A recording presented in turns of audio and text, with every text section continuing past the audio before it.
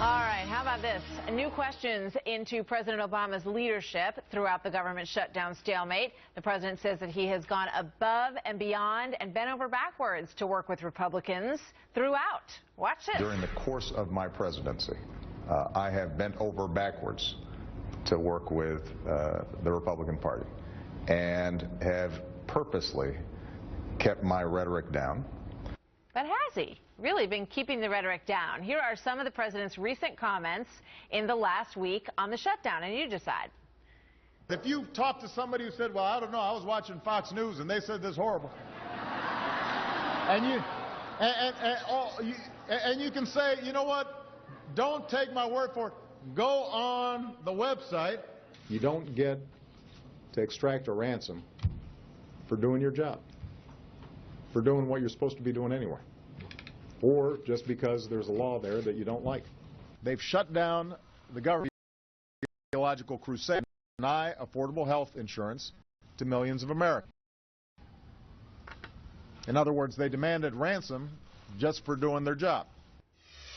Okay, Julie Roginsky is a Fox News contributor. Jason Mattera is an author and radio talk show host. Welcome to both of you. Good to have you here today.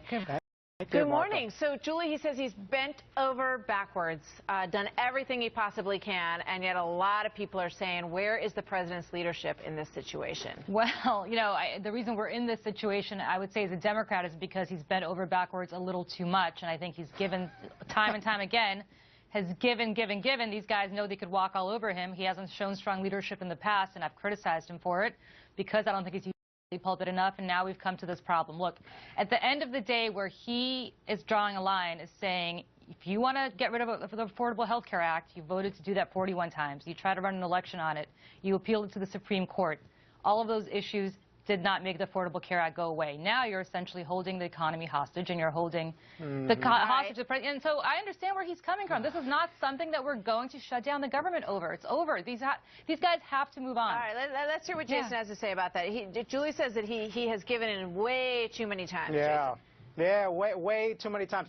Listen, liberals and President Obama, too, need a history lesson. We live in America, and there are checks and balances. Oh, and constitutionally, the House of Representatives has the power of the purse. They get to originate revenue bills. So Barack Obama needs to be reminded that he is not a dictator. This is not a dictatorship. The House of Representatives was elected with a Republican majority, just like he was elected. They come together and negotiate. And let's not play this game like, oh, we've never used the debt limit and spending measures in American history as leverage. We've been doing this, both Republicans and Democrats, and President Eisenhower. This is not something that is new. So President Obama should have a sense of urgency. You know, in looking back to see what he might be referring to when he says that he's bent over backwards, Julie, there's mention of all the dinners that happened, the Republican dinners at the White House over the spring, and the charm offensive. Some called it the Diners Club. These dinners were happening so frequently. Do you think that there's a chance that he's peeved that didn't work, that it didn't get him anywhere? No, I'll tell you where he's peeved. I'll tell you where I'm peeved. The whole continuing resolution, the CR that we're debating over, what he's already given is to say, look, we can fund this government at sequester levels. That is something that is anathema to this president. It's anathema to the Democratic base. And yet already we're having this whole debate over funding something at levels that are way below what he wants to fund them, below what the Democratic Party wants to fund them at. The Republicans. But that was a concession. Let me finish my point. The Republicans have already. Let me finish my point. The Republicans have all. Oh, well, thank you. I'm not on your show, so you don't have to tell me to hurry up. The Republicans have already won. They should just declare victory. We're funding this at sequester levels. You've got it. Congratulations. Why are you pushing this further and further? The sequester levels was a concession back in 2011, a negotiation for 2011. We're now in 2013 with different matters on the table. Let me show. Republicans have actually offered negotiation so I'm going to step in. Hold on. President Obama has dismissed them. Jason, whoa, hold on. Okay, let's take a look at this cover of The Economist, because I want to get this in here, and I only have a minute left, and I want to show you this because I found this sort of stunning.